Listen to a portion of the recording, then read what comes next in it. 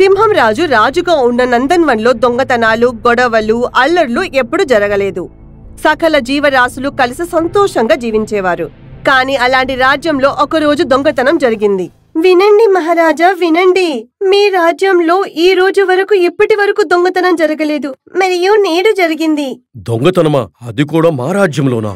అవును మహారాజా. ఈ ఉదయం నా ఇంటి నుంచి ఎవరు నా మొబైల్ దొంగలించారు. నువ్వేమి చింతించొద్దు, నీ మొబైల్ వెంటనే దొరికిపోతుంది. రాజ్యంలో మొదటిసారి జరిగిన దొంగతనం సంఘటనతో సింహం రాజు చాలా కలత చెందాడు. కాబట్టి మరుసటి రోజు అతను తన ప్రత్యేక సలహాదారు బల్లు కోతిని నది ఒడ్డుకు పిలిచాడు. మహారాజా, నన్ను ఈ నది ఒడ్డుకెందుకు పిలిచారు? అంతా క్షేమమేగా? ఏమీ క్షేమం లేదు బొల్లు. నిన్న మొదటిసారి మన ఈ అడవిలో దొంగతనం జరిగింది. దొంగతనమా? అది కూడా మీరు ఉండుండగా? అవును, అందుగురించే నేను నిన్ను పిలిపించాను. చెప్పండి మహారాజా, నేను మీకు ఎలా సహాయపడగలను? నా మంత్రులందరిలో నువ్వొక్కడివే ఎక్కువ తెలివైన వాడివి. ఇప్పుడు నువ్వే చెప్పాలి ఆ దొంగని ఎలా పట్టుకోవాలో. ఈ విషయం నాపై వదిలేయండి మహారాజా. ఇప్పుడు చూడండి నేనేం చేస్తాను. అప్పుడు బల్లు కోతి తన డిటెక్టివ్లందరినీ పనిలో పెట్టాడు. కొన్ని రోజుల తర్వాత భీముడు తోడేలు పందికి పాత మొబైల్ ని అమ్ముతున్నాడు. చూడన్నా, నీకు 50,000 మొబైల్ 5,000 రూపాయలకి అమ్ముతున్నాను. ఇంకా తక్కువ మాత్రం కాదు. నాకు అనిపిస్తుంది ఈ మొబైల్ నువ్వు దొంగతనం చేసావని. వద్దు వద్దు, ఈ మొబైల్ నాకు ఫ్రీగా ఇచ్చినా వద్దులే. వీళ్ళ మాటలను చెట్టు వెనకాల దాక్కున్న కుందేలు వింటున్నాడు. అయితే వీళ్ళ మొబైల్ ని దొంగలించిన వాళ్ళు అయితే ఈ విషయాన్ని బల్లుబందరికి చెప్పాల్సిందే. కుందేలు గంతులేసుకుంటూ వెళ్లి బల్లు కోతికి చెబుతాడు. ఇంకా బల్లు కోతి సింహం రాజుకు చెబుతాడు. మహారాజా, దొంగడెవడో తెలిసిపోయింది. ఇంకా వాడు ఇక్కడే మన మధ్యనే ఉన్నాడు. ఇప్పుడు మీరే పట్టుకుని వాడిని శిక్షించండి. మా రాజ్యంలో దొంగతనం చేసిన వాళ్ళని చేతులు నరికిస్తాం. ఇంకా అబద్ధం చెప్పిన వాళ్ళకైతే చంపేస్తాము. అందుగురించి నేను దొంగని చెప్పాలనుకుంటున్నాను. వాడు స్వయంగా దొంగతనాన్ని ఒప్పుకోవాలి. చేతులా లేదా ప్రాణాలా, వాడిదే నిర్ణయం. శిక్ష విన్న తర్వాత ఏ జీవి కూడా నేరాన్ని ఒప్పుకోదు. అప్పుడు తెలివైన బల్లు కోతి అంటాడు, మహారాజా, మన అడవిలో మొదటిసారిగా దొంగతనం జరిగింది. అందుగురించి నేనేమంటున్నా అంటే ఆ దొంగకి ఒక అవకాశం ఇస్తే బాగుంటుందని. ఒకవేళ ఆ దొంగ స్వయంగా ఒప్పుకున్నట్లయితే వాడిని క్షమించేయండి.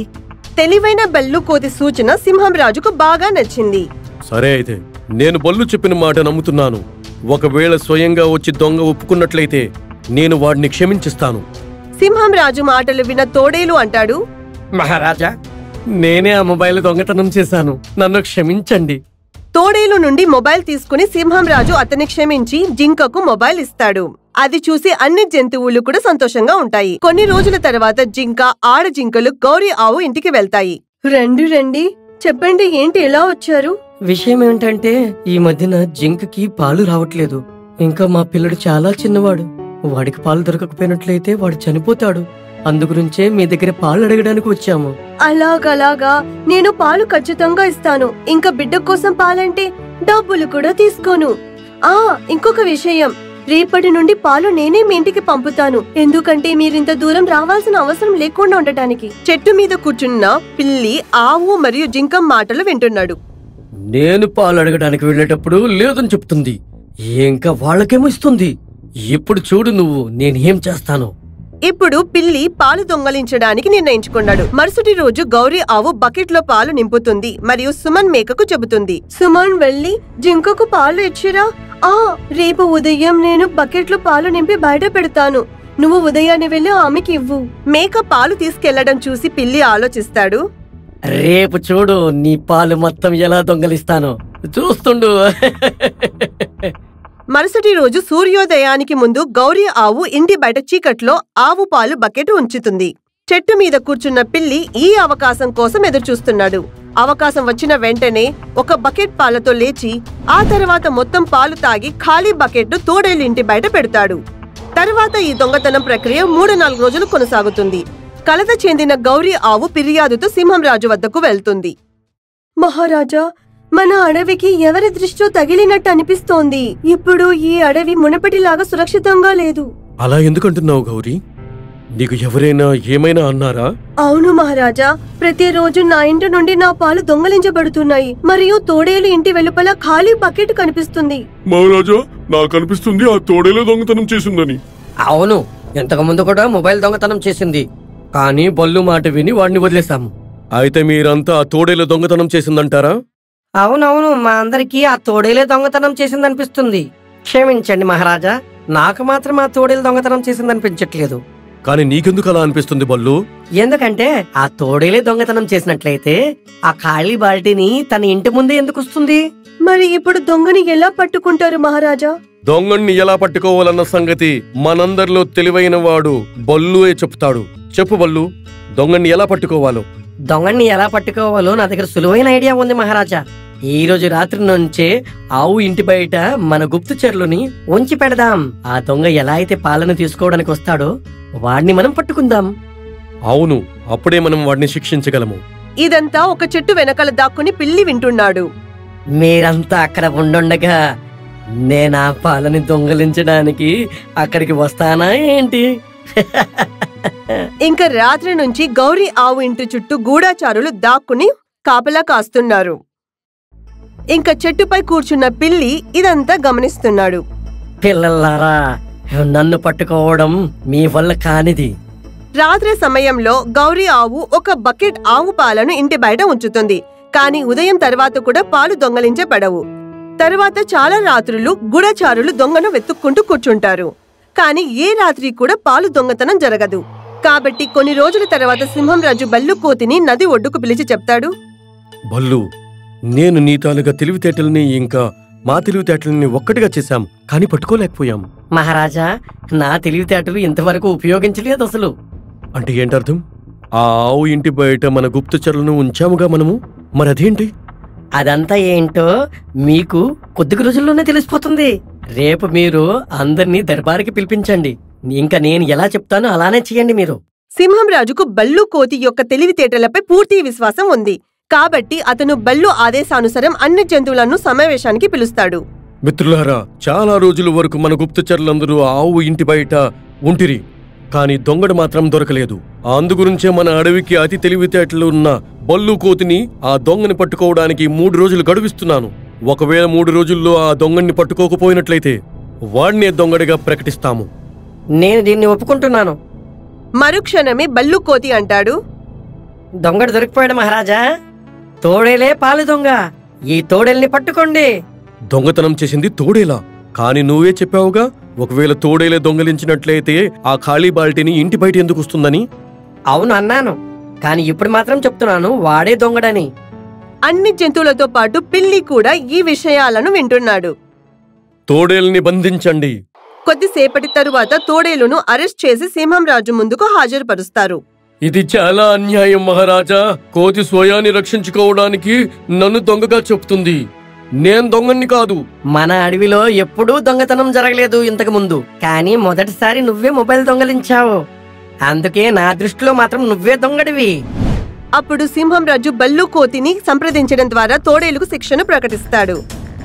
తోడేలు ఇంతకు ముందు కూడా దొంగతనం చేస్తూ దొరికిపోయింది. అదే తప్పు రెండోసారి కూడా చేసింది. అందుకే దీనికి శిక్ష ఈ తోడేలుని అడవికి బయట వెలేస్తున్నాము. శిక్ష పడిన వెంటనే తోడేలును మరో అడవికి పంపుతారు. మరుసటి రోజు రాత్రి గౌరీ ఆవు ఇంటి బయట ఒక బకెట్ ఆవు పాలను ఉంచి చెబుతుంది, సింహం రాజుకు ఆశీర్వాదాలు. ఇప్పుడు నా ఇంటి నుండి పాలు ఎప్పటికీ దొంగలించబడవు. గౌరీ మాటలు విని చెట్టుపై కూర్చున్న పిల్లి అంటాడు, ముసలమ్మ, ఈ రోజు కూడా ఈ పాలని దొంగలిస్తాను. ఎందుకంటే ఈ పాలని దొంగలించింది తోడేలు కాదు, నేను. కొంత సమయం తర్వాత పిల్లి అవకాశం వచ్చిన వెంటనే పాలు దొంగలించడానికి వెళ్తాడు. కానీ వెంటనే అకస్మాత్తుగా సింహం రాజు మరియు అతని సహచరులు అక్కడికి వస్తారు. అక్కడే ఆగిపో పిల్లి. ఒక్క అడుగు కూడా ముందుకు వేసినట్లయితే నేను చంపేస్తాను. రెడ్ హ్యాండెడ్ గా పట్టుబడినందుకు పిల్లి వణుకుతూ బతిమాలుతూ చెప్తాడు, నన్ను క్షమించండి మహారాజా, నేను చాలా పెద్ద తప్పు చేశాను. నీకేమనిపించింది? మేము నిన్ను పట్టుకోలేమనుకున్నావా? అరే, నిన్ను పట్టుకోవడానికే మేం చేసిన ఇదంతా ప్లాన్. వినాలనుకుంటున్నావా? విను. ఎప్పుడైతే మేము ఆవు ఇంటి బయట దొంగని పట్టుకోవడానికి మా గుప్తచరుల్ని ఉంచిపెట్టామో మాకు బాగా తెలుసు దొంగడు ఈరోజు అసలు రాడని. అందుకే కొన్ని రోజుల తర్వాత ఆ దొంగడు దొరికిపోయాడని మేమే నాటకం చేశాం. తోడేలు ఇంతకు ముందు కూడా దొంగతనం చేసి దొరికిపోయాడు. అందుగురించే వాడిని దొంగ అంటే అందరూ నమ్ముతారు. ఇంకా ఈ ప్లాన్ అంతటినీ మేము తోడేల్ని చెప్పాము కూడా. ఆ తోడేలు కూడా మాకు బాగా సహాయం చేసింది. అప్పుడే ఆ తోడేలుకు నేను శిక్షించాను కూడా. అప్పుడు నీకు ఇంకా ధైర్యం వచ్చేసింది. నీకేమనిపించిందంటే నీ శిక్ష తోడేలు పడుతుందిగా, అందుకే నీకెవరూ పట్టుకోలేరనుకున్నావు. కానీ ఇది నీ తెలివి తక్కువతనం. నిన్ను ఎలాగైనా పట్టుకోవాలనే మేమంతా ఈ ప్లాన్ చేశాము. ఇప్పుడు నువ్వు దొరికిపోయావు కూడా. గౌరీ, మేము వీడిని ఎంత పెద్ద శిక్షిస్తామంటే మళ్ళీ ఈ అడవిలో ఎవడైనా దొంగతనం చేయడానికి భయపడతాడు. మరుసటి రోజు సింహం రాజు పిల్లికి కఠినంగా శిక్షిస్తాడు మరియు దొంగను తెలివిగా పట్టుకున్నందుకు బల్లు కోతికి బహుమతినిస్తాడు. బేలాపూర్ గ్రామంలోని పెద్ద అడవిలో మరోసారి ఎన్నికలు జరగనున్నాయి. ఇప్పుడు మళ్ళీ ఎలక్షన్ కాబోతుంది సోదరులారా. ఈసారి అడవికి రాజు ఎవరవ్వబోతున్నారు? అన్నా, ఎప్పటిలాగానే మన షేర్ సింగే ఈ అడవికి రాజు కావాలి. నేనేమంటున్నాను, ఈసారి స్టోరీలో కొద్దిగా ట్విస్ట్ ఉండాలి. అవును, నువ్వు కరెక్ట్గా చెప్పావు. అందరూ ఆ షేర్ సింగ్ అంటే బోరైపోయారు. అయితే రాజు ఎవరంటారు? అరే, మనందరికి నచ్చిన అన్నంటే బాహు అన్నా. కానీ నేనెలా? అరే బాహు, ఎందుకు భయపడుతున్నావు? మేమంతా ఉన్నాంగా నీతో. ఎంత మంచి బాడీ నీది. అవును, అంటే నిజంగానే ప్రభాస్ లాంటి. అరే కాదు కాదు, వాడున్నాడుగా, మన తగ్గేదేలే పుష్ప, అసలు తగ్గేదే లేదే. అల్లు అర్జున్ లాంటిది. అరే అలా ఏమి కాదు, నా బాడీ బాహుబలి లాంటిది మాత్రమే, అలా ఏమీ కాదు. అరే నీ పేరు బాహుబలి. మన లీడర్ ఎలా ఉండాలంటే బహు అన్నాలా ఉండాలి. అందరనండి, మన లీడర్ ఎలా ఉండాలి? బాహు అన్నాలా ఉండాలి. కోతి బాహు చాలా శక్తివంతమైనవాడు. అందుకే కోతి జాతికి చెందిన వారందరూ కోతి బాహునే అడవికి రాజు కావాలని కోరుకున్నారు. చూడు మిత్రమా, నువ్వొక్కడవే ఉన్నావు. కోతి జాతిని పెద్ద చేయగలవు. మన పరువు పోకుండా చూసుకో. ఇది విన్న బాహు ఉత్సాహంతో ఉబ్బి తబ్బిబ్బై ఎన్నికల్లో నిలబడ్డాలని నిర్ణయించుకున్నాడు. నేనే అవుతాను అడవికి కొత్త రాజు, బాహు రాజా. ఆపై అందరూ వాళ్ళ పనికి వెళ్లిపోతారు. ఒకరోజు సింహం కాళ్ళు బాహుకి నచ్చ చెప్పడానికి ప్రయత్నిస్తాడు. చూడు బాహు, నాకు తెలుసు నేను సింహజాతికి సంబంధించిన వాడిని, కానీ నేను నీ మిత్రుడిని. నువ్వు ఎలక పిల్లి కథ విన్నావుగా? అవును, అయితే బాహు, రాజంటే కేవలం బలం మాత్రమే కాదు, బుద్ధి ఇంకా తెలివితేటలు కూడా రాజకీయానికి 2 గుర్తింపులు. మీరు సరిగ్గా చెప్తున్నారు. నేను ఈ ఎలక్షన్లో నిలబడకూడదనుకుంటున్నాను, కానీ మా జాతి వాళ్ళు నన్ను ఈ పోటీలో పాల్గొమని చెప్తున్నారు. ఇంకొక మాట బాహు, మీ కోతి జాతి వాళ్ళంతా మొత్తం కూడా నిన్ను వాడుకోవాలనుకుంటున్నారు. వాళ్ళు నిన్ను బలిపెట్టడానికి చూస్తున్నారు. అదిలా? ఇలా నువ్వు గెలిచి రాజువయ్యాక వాళ్ళు నీ సహాయంతో అందరూ స్వయిష్టంగా బ్రతుకుతారు. బాహు, నువ్వు అనుకున్నంత శక్తిశాలివైతే మాత్రం ఏమీ కావు. ఇదేంటంటున్నారు మీరు? నేను బలహీనుడా? నేనలా అనట్లేదు. అంటే నువ్వు బలహీనుడు అని, కానీ నువ్వు చాలా మృదువైన వాడివి, అమాయకుడివి. వెంటనే ఎవరి మాటైనా నమ్మిస్తావు. ఇంకా రాజకీయంలో పరిపాలన అనేది రావాలి. మీరు నిజమే చెప్తున్నారు. ఇప్పుడు నేను ఎన్నికల్లో నిలబడినని చెప్పిస్తాను. బాహు తన కోతి జాతికి చెందిన ప్రతి ఒక్కరికి చెప్తాడు అది తను పోటీ చేయడం లేదని. కానీ ఏమైంది నీకు? బాహు అందరికీ కాలు చెప్పిందంతా చెబుతాడు. ఇవన్నీ నువ్వు గెలవకూడదని ఆ కాలుగాడుతూ ఆడుతున్న ఆట. అవును, ఆ సింహమే వీడిని మాయమాటలు చెప్పింటాడు. అవునవును, నీకు వీళ్ళ గురించి తెలియదు. వీళ్ళు మన మధ్య గొడవలు పెట్టించాలని చూస్తుంటారు. మేమైతే నీ మంచి కోరుకుంటున్నాము, నువ్వు రాజు అవ్వాలని, నీ పేరు ప్రతిష్ట పెరగాలని. కానీ నీకు ఇష్టం లేకపోతే వదిలే. నా మాట విని ఎలక్షన్లో నిల్చో, నువ్వే గెలుస్తావు. నీలో రాజయ్యే గుణాలు కూడా ఉన్నాయి. అందుకే ఆ షేర్ సింగ్ నిన్ను దారి నుంచి తీయడానికి ప్రయత్నిస్తున్నాడు. అవును, ఇంకా ఆ షేర్ కాలు కాలియా ఎంత మంచిగా నటిస్తాడో అంత మంచేమీ కాదు, చాలా నీచమైన వాడు. వాళ్ళు కోరుకునేది ఏంటంటే మన కోతి జాతంతా మనం కొట్టుకుని చావాలని. చూడు, నువ్వొక్కడివే మహాబలవంతుడు అయిన కోతివి, మన జాతిని రక్షించగలవు కూడాను. కోతి బాహు తన కోతి సహచరుల మాటలతో కోతి బాహు మరోసారి ఉత్తేజితం అవుతాడు. సరే, అయితే నేను ఈ ఎన్నికల్లో పాల్గొంటాను.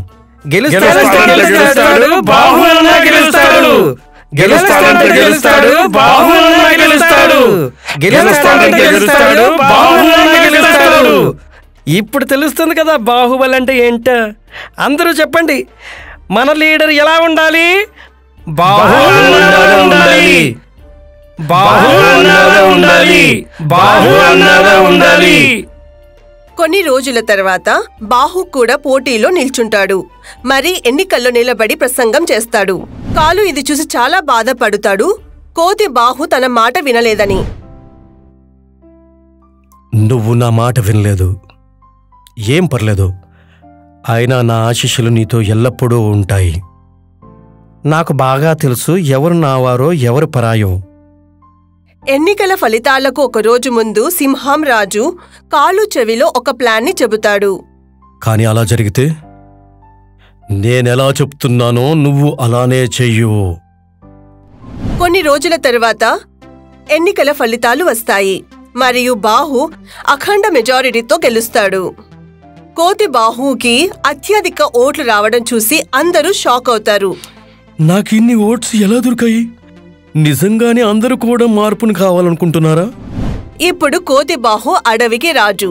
ప్రతి ఒక్కరూ వాళ్ళ సమస్యలతో తన దగ్గరకు వచ్చేవాళ్ళు. ఒక రోజు టీటు జింక పరిగెత్తుకుంటూ బాహు దగ్గరికి వస్తాడు. దగ్గరలో ఉన్న ఖోకాగ్ని అడవి నుంచి ఒక పెద్ద అంటే ఏనుగు వచ్చేసింది. అది అందరి ఇల్లు అంటే చాలా ఇల్లు పాడు చేసేసింది. మమ్మల్ని రక్షించండి మహారాజ్, మా అందరిని రక్షించండి మహారాజ్. ఇది విన్న తర్వాత చూసిన తర్వాత కోతి బాహు కూడా భయపడతాడు. మరి పరిగెత్తుకుంటూ సింహం రాజు దగ్గరికి వెళ్తాడు. ఇంకా అన్ని సమస్యల గురించి చెబుతాడు. మమ్మల్ని ఇంకా ఈ అడవిని రక్షించండి మహారాజా. కానీ ఇప్పుడు నేను రాజు కాదు, నువ్వు రాజువి. ఇప్పుడు మీరే మమ్మల్ని రక్షించాలి మహారాజా, మమ్మల్ని రక్షించండి. ఆ తర్వాత ఆ పెద్ద ఏనుగు అడవిని సగానికి సగం అడవిని నాశనం చేస్తాడు. దితసుర్, వెళ్ళిపో ఇక్కడి నుంచి, ఇది నా అడవి. కానీ ఆ పెద్ద ఏనుగు చాలా బలమైనోడు. అతను కోతిని ట్రంక్తో లేపి చెరువులోకి విసిరేస్తాడు. కోతి బాహు తన స్నేహితులను పిలుస్తాడు. మోంటీ, మోను, టింకు, కాపాడండి. బాహు బలమైనోడే, కానీ అతని ధైర్యం కారణంగా బలమైనవాడు.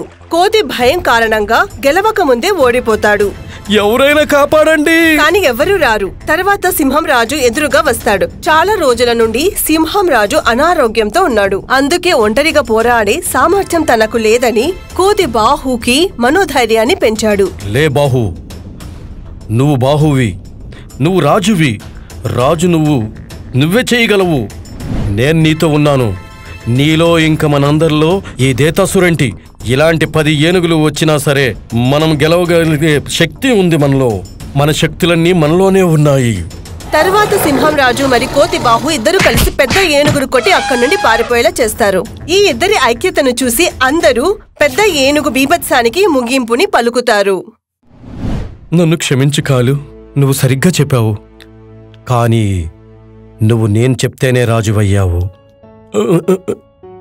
అంటే షేర్ సింగ్ మహారాజ్ చెప్తేనే నేను మన అడవిలో ఉన్న అన్ని జంతువుల ఓట్లు నీకు వచ్చేలా చేశాను.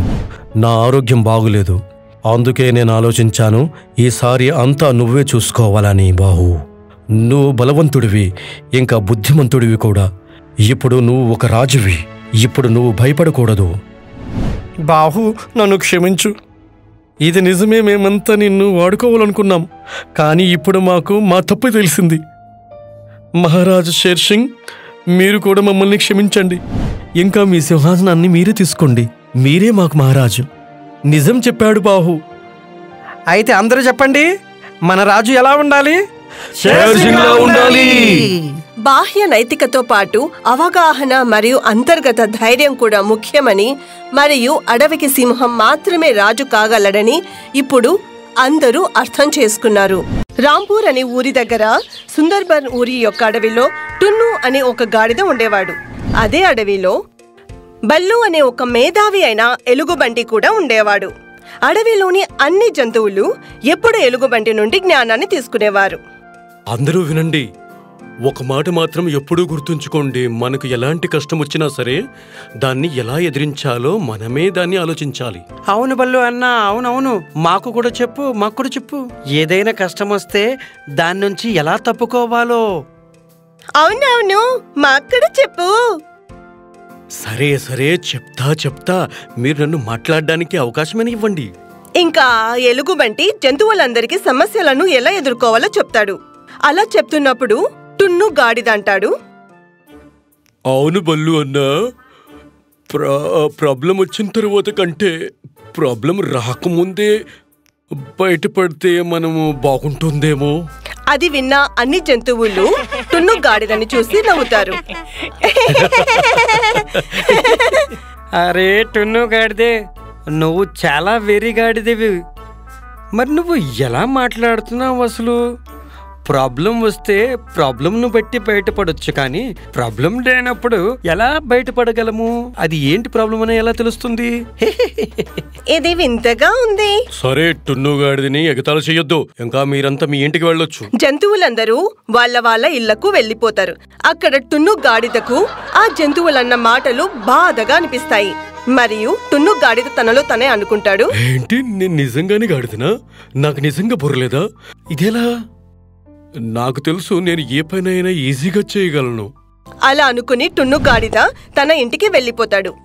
ఉదయం అవ్వగానే తను ఎలుగుబంటి దగ్గరికి వెళ్లి ఇంకా ఇలా అంటాడు, బల్లు అన్నా, నువ్వు నిజంగా చెప్పు, నేను గాడిదలానే మాట్లాడుతుంటానా? ఓహో లేదు టున్ను బ్రో, అలా ఏమీ కాదు. అదేంటంటే నువ్వు ఏం మాట్లాడుతున్నావో దాన్ని తెలుసుకొని మాట్లాడాలి అంతే. ఎలుగుబంటి అలా అనగానే టున్ను గాడిద ఉన్నట్టుండి మూర్ఖుడిలా నటించడం మొదలు పెడతాడు. అది చూసి అన్ని జంతువులు అంటాయి, అరే పిచ్చోడా, నువ్వేమీ చెయ్యలేవు, ఎందుకంటే నువ్వు గాడిదివే. ఒకసారి నన్ను చూడు, నేనెంత స్పీడ్గా పరిగెడతాను.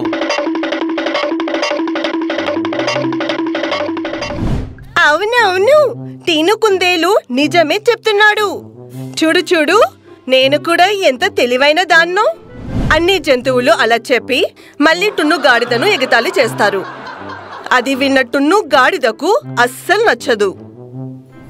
మరుసటి రోజు ఉదయం మళ్ళీ అన్ని జంతువులు కలిసి అక్కడికి వస్తారు, ఎక్కడైతే ఎలుగుబంటి జీవిస్తున్నాడో. ఓచారా అంతా? అయితే మీరు మీ టాలెంట్ చూపించండి. మీకు ఎలాంటి టాలెంట్ ఉందో చెప్పండి. అయితే సరే, నేను మీకు నా టాలెంట్ చూపిస్తాను. ఇంకా నేను కూడా నా కళను చూపిస్తాను. అలా చెప్పి అన్ని జంతువులు బల్లు ఎలుగుబంటికి వాళ్ళ కళలను చూపిస్తారు. అక్కడ టున్ను గాడిదకు కూడా ఎలుగుబంటి చెప్తాడు, టన్ను బాబు, నువ్వు కూడా నీ టాలెంట్ చూపించు, నీకేమొస్తుందో. బల్లు అన్నయ్య అలా అనగానే టున్ను గాడిద ఒక ఘోరమైన స్వరంతో పాట పాడడం మొదలు పెడతాడు. ఇంకా టున్ను గాడిద పేరు వినగానే జంతువులన్నీ ఇక్కడికి అక్కడికి పరిగెత్తాయి. ఎందుకంటే టున్ను గాడిద చాలా ఘోరమైన స్వరంతో పాట పాడుతాడు. టున్ను గాడిద పాడడం అవ్వగానే తన కళ్ళు తెరుస్తాడు. తన చుట్టుపక్కల చూసి ఇలా అంటాడు, ఇదేంటి, నా పాట విని వీళ్ళంతా పారిపోయారా ఏంటి? నేను ఇంత చెత్తగా పాడతానా? అలా చెప్పి తను ఏడ్చుకుంటూ అడవి నుండి చాలా దూరంగా వెళ్లిపోతాడు.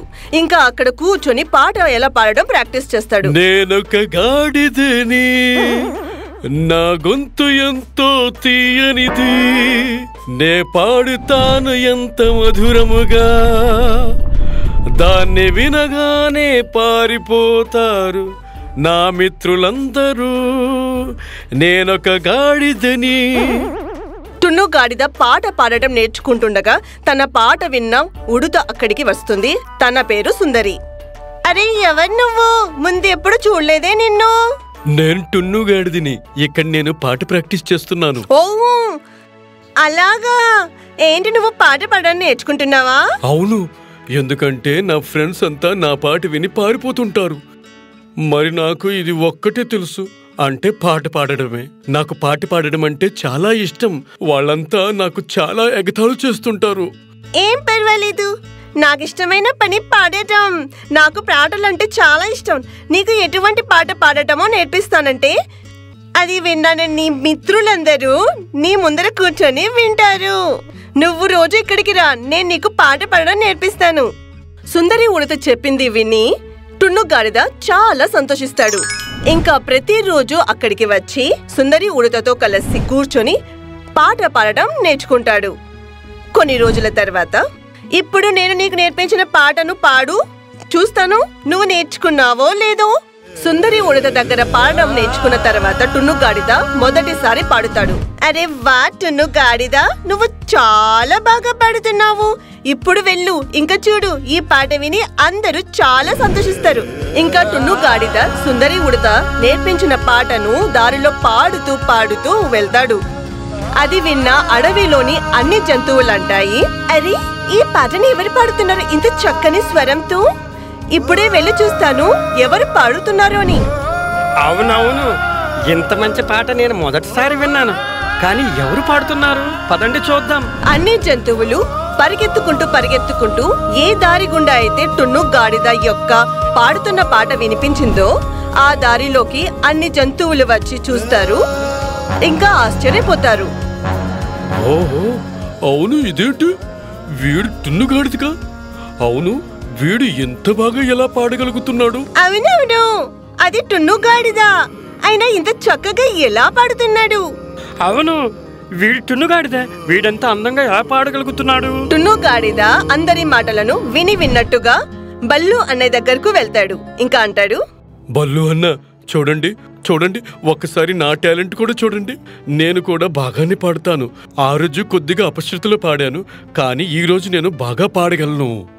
అలా చెప్పి బల్లు అన్నయ్య ఎదురుగా టున్ను గాడిద పాట పాడి వినిపిస్తాడు.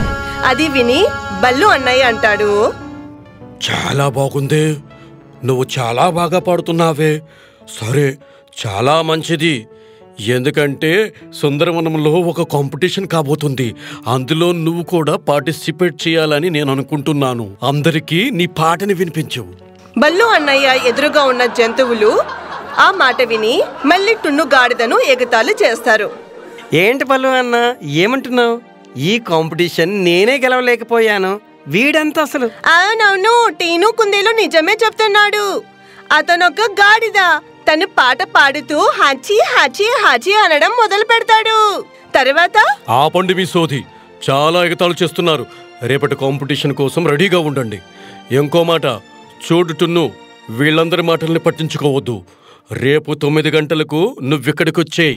తరువాత మరుసటి రోజు అన్ని జంతువులు టున్ను గాడిద అక్కడ జరగబోయే పోటీలో పాల్గొనడానికి అక్కడికి వస్తారు. అది చూసిన అక్కడ ఉన్న జంతువులందరూ టున్ను గాడిదను ఎగతాళి చేస్తారు. టున్ను బ్రో, నువ్వు వీళ్ళందరి మాటల్ని పట్టించుకోవద్దు. నువ్వు ఎలా అయినా ఈ కాంపిటీషన్ గెలవాల్సిందే. ఇకపై ఎవరూ ఎగతాళి చేయకూడదు. అన్ని జంతువులు ఈ పోటీలో పాల్గొంటారు. ఇంకా పోటీలో వాళ్ళ ప్రతిభలను చూపిస్తారు. వాళ్ళ ప్రతిభలను చూపించి వెళ్ళిపోతారు. తర్వాత టున్ను గాడిద నంబర్ వస్తుంది. అవునవును, వెళ్ళు. సరే, నేను చూస్తానుగా నువ్వు ఈ కాంపిటీషన్ లో ఎలా గెలుస్తావో. వెళ్ళు, నువ్వు సరిగ్గానే చెప్పావు. టున్ను గాడిద స్టేజ్ మీదకి వెళ్లి ఇంకా సుందరి ఉడత నేర్పించిన పాటను గుర్తు తెచ్చుకొని మనసుతో ఒక శ్రావ్యమైన స్వరంతో పాడటం మొదలు పెడతాడు. అది విన్న జంతువులందరికీ మతిపోయినట్టు అనిపిస్తుంది. ఇంకా ఈ పోటీలో టున్ను గాడిద మొదటి స్థానంలో వస్తాడు. ఇంకా తన ఈ పాటకి అవార్డు కూడా వస్తుంది. అది చూసి టున్ను గాడిద చాలా సంతోషిస్తాడు. ఇంకా తన స్నేహితులతో అంటాడు, ఏమన్నారు? నేను గెలవలేనా? చూడండి, మీ ఎదురుగానే నా చేతిలో ఈ అవార్డు ఉంది. ఇంకో మాట, ఎప్పుడైనా ఎవరికైనా ఎగతాళి చెయ్యొద్దు. మీరు నన్ను చాలా ఎగతాళి చేశారు. నన్ను క్షమించు. నువ్వు గాడిదవైనా సరే నేనెప్పుడూ ఎగతాళి చేయను. ఇంకా ఇప్పటి నుంచి మాకు ప్రతిరోజు పాట వినిపిస్తావు కదా. తర్వాత ఈ అవార్డుని తీసుకుని టున్ను గాడిద సుందరి ఉడత దగ్గరికి వెళ్లి తనకి ధన్యవాదాలు చెప్తాడు. ఆ తర్వాత ఏంటంటే టున్ను గాడిదను అప్పటి నుంచి ఎవ్వరూ ఎగతాళి చేయరు. ఇంకా టున్ను గాడిద అందరికీ పాట పాడడం నేర్పిస్తాడు. మీకు గనక మా వీడియో నచ్చింది అంటే ప్లీజ్ మా ఛానల్ని సబ్స్క్రైబ్ చేయండి. అలాగే ఈ వీడియోని లైక్ చేయండి, అలాగే షేర్ కూడా చేయండి. ధన్యవాదములు.